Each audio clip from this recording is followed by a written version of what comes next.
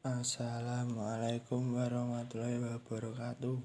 Perkenalkan, nama saya Gali Lentur Aliansi dari kelas A2 Fakultas Hukum. Saya mau mengenalkan prinsip-prinsip hak asasi manusia atau bisa disebut HAM. Jadi prinsip HAM ada 8.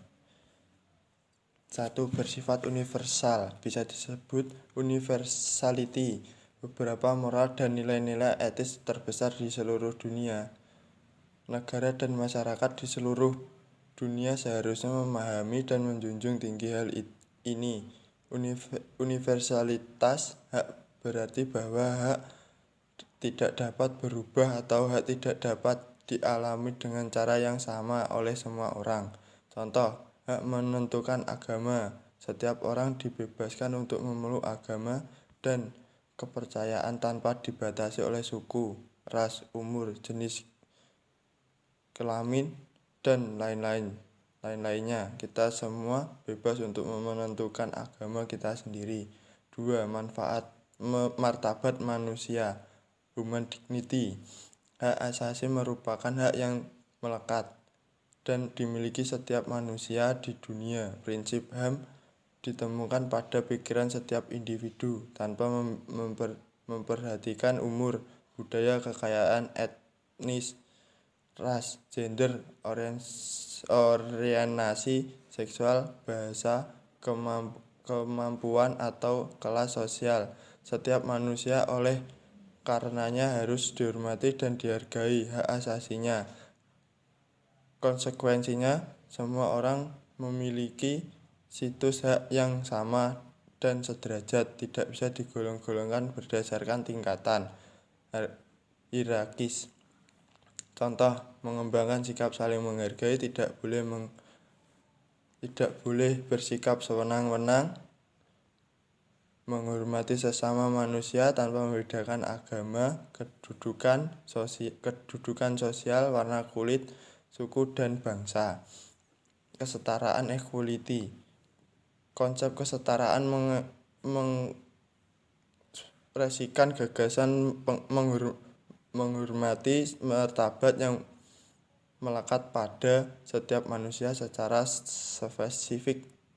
Pasal 1 HAM menyatakan bahwa setiap umat manusia dilahirkan merdeka dan sederajat dalam harkat dan martabatnya. Contoh, masyarakat baik laki-laki dan perempuan mempunyai kesetaraan dalam perannya di setiap tahapan program dan dalam menikmati manfaat kegiatan pembangunan. Kesetaraan juga dalam pengertian kesejajaran kedudukan pada saat situasi konflik, saling mencintai dan menyayangi satu sama lain. Kita saling membantu korban bencana alam atau bencana apapun. 4. Non-diskriminasi.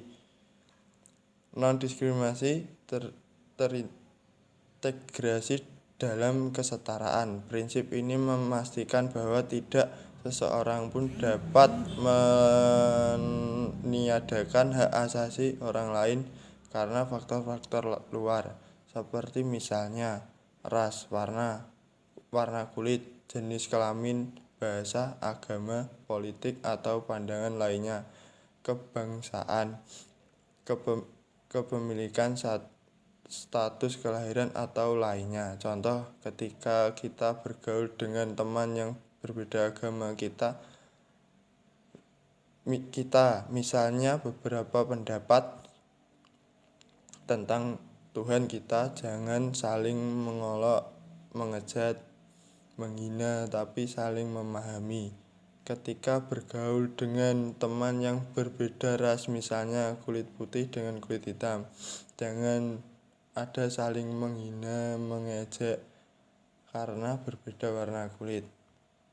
Tidak dapat dicabut inalienability. Hak-hak individu tidak dapat direnggut, dilepaskan, dan dipindahkan. Contoh, hak untuk hidup, hak untuk berpendidikan, hak untuk berpendapat, hak atas kebebasan pribadi. 6. Tidak bisa dibagi.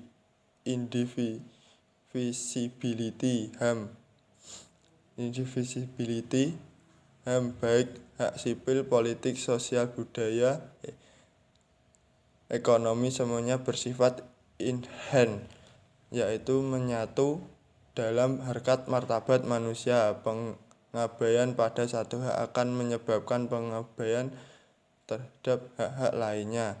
Hak setiap orang untuk bisa memperoleh penghidupan yang layak adalah hak yang tidak bisa ditawar-tawar lagi. Hak tersebut merupakan modal dasar bagi setiap orang agar mereka bisa menikmati hak-hak lainnya, seperti hak atas kesetaraan atau hak atas pendidikan. Contoh, ketika negara memberikan hak sosial politik kepada warga negaranya, maka tidak boleh dikesampingkan hak ekonominya. 7. Saling berkaitan dengan bergantung, intertech and interdependency. Pemenuhan dari satu hak seringkali bergantung kepada pemenuhan hak lainnya, baik secara keseluruhan maupun sebagian. Contohnya dalam situasi tertentu, hak atas pendidikan atau hak atas informasi adalah saling bergantung satu sama lain. Oleh karena itu, pelanggaran HAM saling bertalian. Hilangnya satu hak mengurangi hak lainnya. Contoh, kepedulian hak asasi manusia terwujud pada semua aspek kehidupan, dan pelanggaran hak asasi manusia juga saling terkait. Maka hilangnya salah satu hak akan mengganggu hak yang lainnya. Demikian pula pemajuan hak-hak asasi manusia di suatu wilayah akan mendukung hak-hak asasi manusia lainnya. 8. Tanggung jawab negara, state responsibility. Negara, para pemangku kewajiban lainnya bertanggung jawab untuk menaati hak asasi. Dalam hal ini mereka harus tunduk pada norma-norma hukum dan standar yang tercantum di dalam instrumen-instrumen HAM. Seandainya mereka gagal dalam melaksanakan tanggung jawab, pihak-pihak yang dirugikan berhak untuk mengajukan tuntutan secara layak. Sebelumnya tuntutan itu diserahkan kepada seluruh pengadilan yang kompeten atau adjudikator,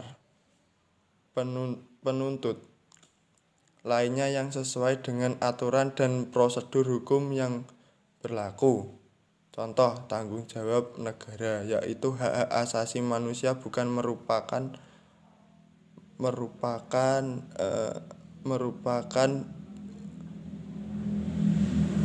pemberian cuma dari pemerintah, dan tidak seharusnya juga pemerintah menahan atau memberikan untuk sebagian orang saja, seperti menghormati HAM rakyat, melindungi HAM rakyatnya, dan memenuhi HAM rakyatnya. Dan tanggung jawab individual, yaitu setiap individu memiliki tanggung jawab untuk mengajarkan hak-hak asasi manusia, menghargai hak-hak asasi manusia, dan untuk menentang lembaga-lembaga atau individu yang melarangnya.